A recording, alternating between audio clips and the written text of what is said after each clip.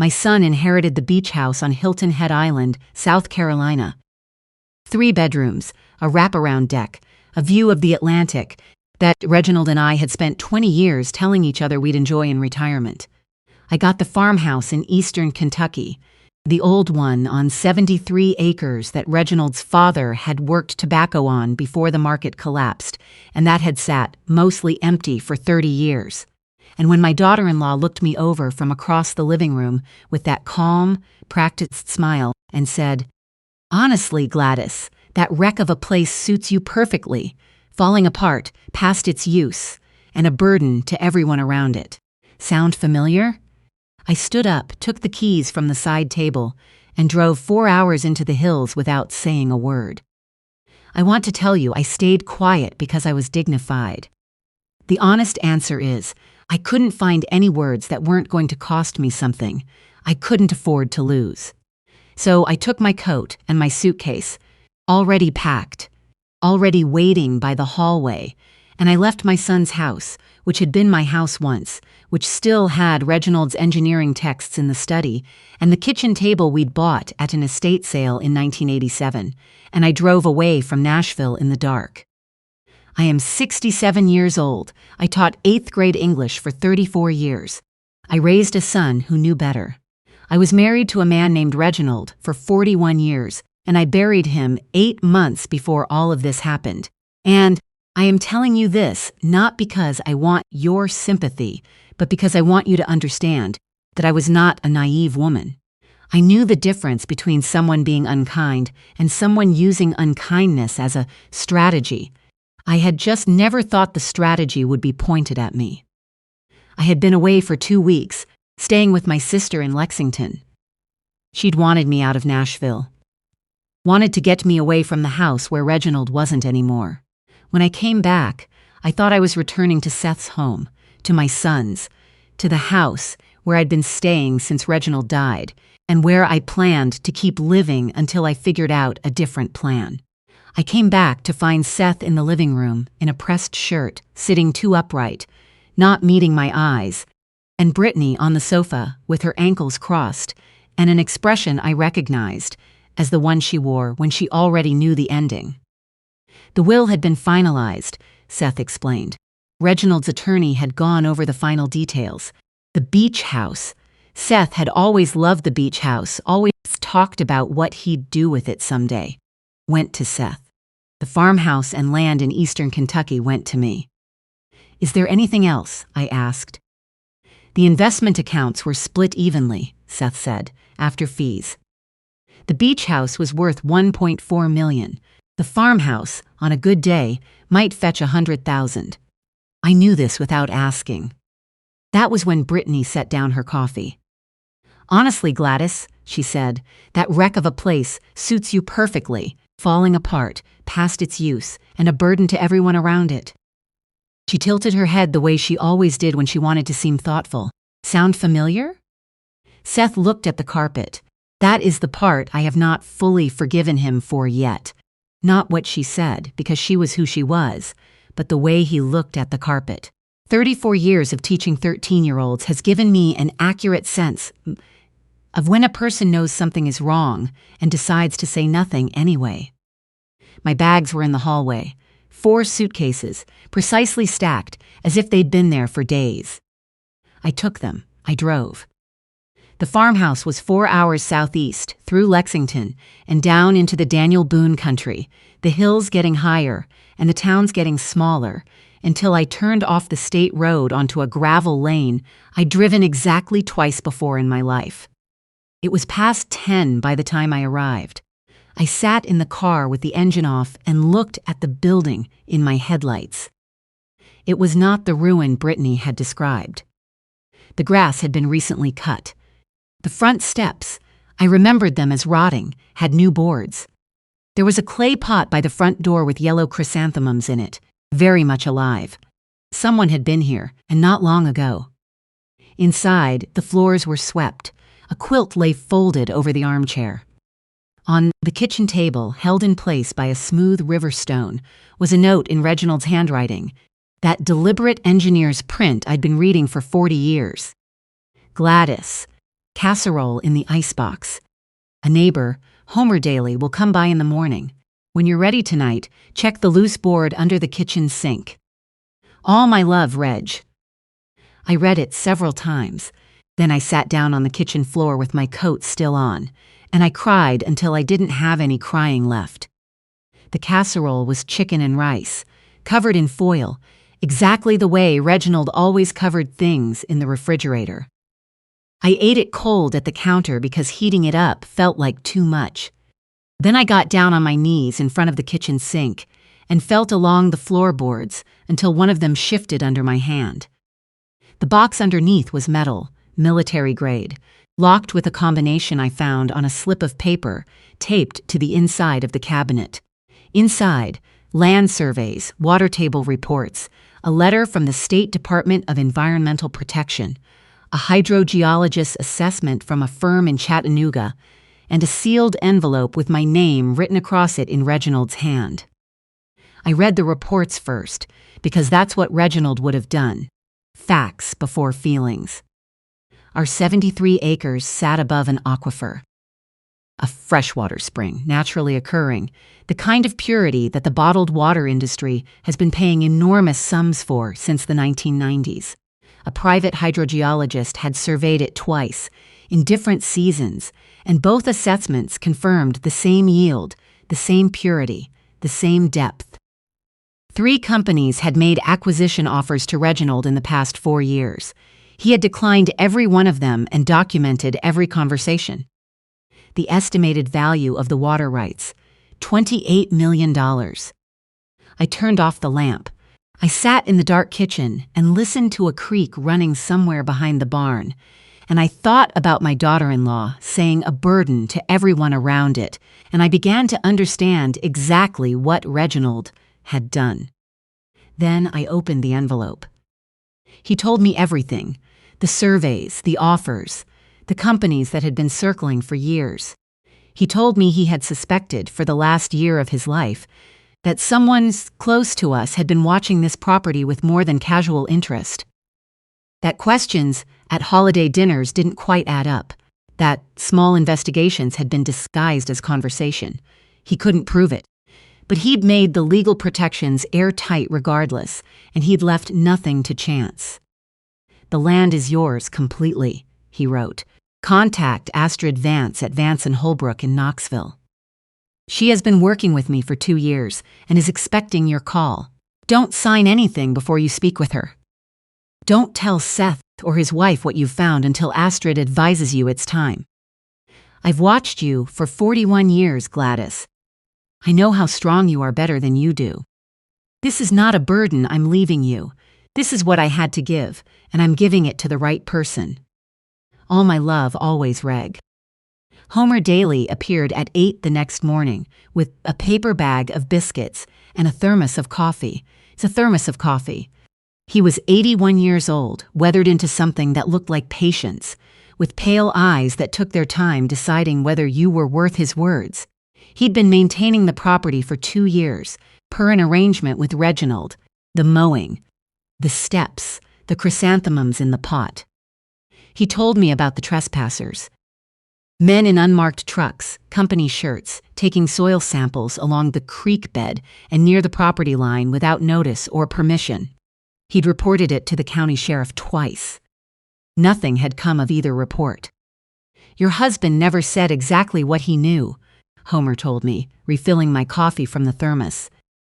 "But he said you'd be coming, and when you got here, the most important thing was not to let anyone make you feel like this land wasn't worth your time." He paused. "Men don't drive 2 hours to sample the ground at a worthless farm, just so you know." I drove to Knoxville that afternoon and met Astrid Vance. She was 55 and moved like someone who had spent decades anticipating opposition and had gotten efficient at it. She walked me through the complete file. Reginald's original survey commission, the corporate inquiry letters he'd preserved, the ownership chain documented back to his father's deed. She explained the leasing options, the water rights structures, the environmental protections that could be built into any agreement. Then she told me about Brittany.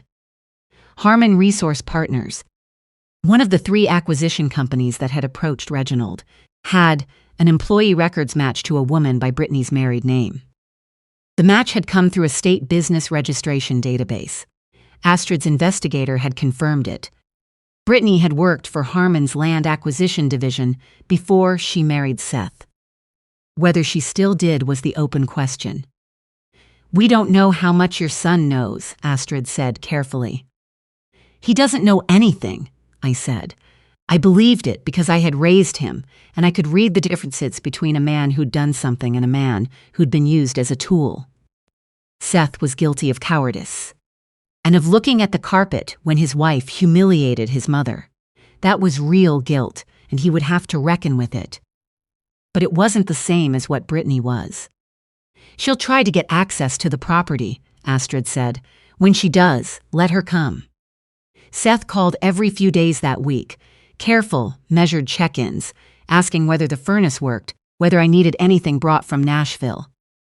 Then, Brittany thought maybe she and Seth could drive out, have dinner together, the 3 of us, somewhere neutral. "Sunday," I said. 6 o'clock, come here, I'll cook." I set the table on the back porch, so they would have to look out at the land. The ridge going dark with autumn color. The creek catching the last light, the acres spreading out in every direction. I made a pot roast. I kept Reginald's metal box in the kitchen. Brittany arrived in a barn jacket that cost more than my monthly utilities. She called the property rustic and the view surprisingly lovely. And once, when she thought I was busy at the stove, she stood at the porch railing and looked out at the property with an expression that had nothing to do with appreciation and everything to do with calculation. Seth was quieter than usual, drinking his wine slowly, watching me across the table in a way that told me he'd started to notice things he hadn't let himself notice before. We ate. We talked about the drive down, about the fall foliage, about a television program Seth had been following. I refilled the breadbasket twice. After the plates were cleared, I brought the metal box to the table. I didn't explain it. I opened it and began laying the documents out one by one, the way Reginald used to organize a presentation. Evidence in sequence, conclusion at the end. Brittany's eyes went to the papers before they went anywhere else. I had been watching for exactly that. Seth read slowly, his face going very still. When he reached the estimated value of the water rights, he set the paper down and looked at me. He didn't say anything. Neither did I. Brittany picked up the acquisition letter from Harmon Resource Partners. She held it for a moment too long. Something moved through her expression, fast, controlled, the small recalibration of someone seeing something they already half knew. Then she set it down and said smoothly, "This is significant, Gladys. You really shouldn't navigate something this scale alone. I could connect you with specialists in property transactions of this size." "I have an attorney," I said. "Still, someone who understands the market." "Brittany." I said her name the way I'd learned to say difficult things in the classroom, clearly, without extra weight, without giving it more drama than it had earned. "I know who you work for." The porch went quiet. Somewhere down at the creek, a bird called once and stopped. She held my gaze for 3 full seconds. Then she smiled, not the warm smile, not the calculated one, but a third smile I'd never seen before, harder and more honest than either of the others. "Well," she said quietly, "you're more interesting than I gave you credit for." Seth drove her home that night. 2 days later, he called me. I won't say more than is necessary about what he found on her laptop. The emails went back 2 years. They contained assessments of Seth's financial pressures and his relationship with his mother. They contained strategic notes about the estate, when Reginald's will might be settled, what it might contain, how Brittany had positioned herself in the family to maximize access when the times came. Seth photographed everything and sent it to the state attorney general's office before he called me. The investigator assigned to the case, an Agent Vasquez, came to the farmhouse the following week. She was thorough and measured and told me that Harmon Resource Partners was under investigation in 4 states for the same pattern. Identify a target property, embed operative through a family relationship, create conditions that either forced a sale or allowed rights access through a relative. 3 other families had been defrauded in the previous decade. Brittany was arrested on a Thursday morning. Seth testified against her. Homer came over that evening with a bottle of something he'd put away in 1998, which he said he'd been saving for a specific occasion without knowing what the occasion would be.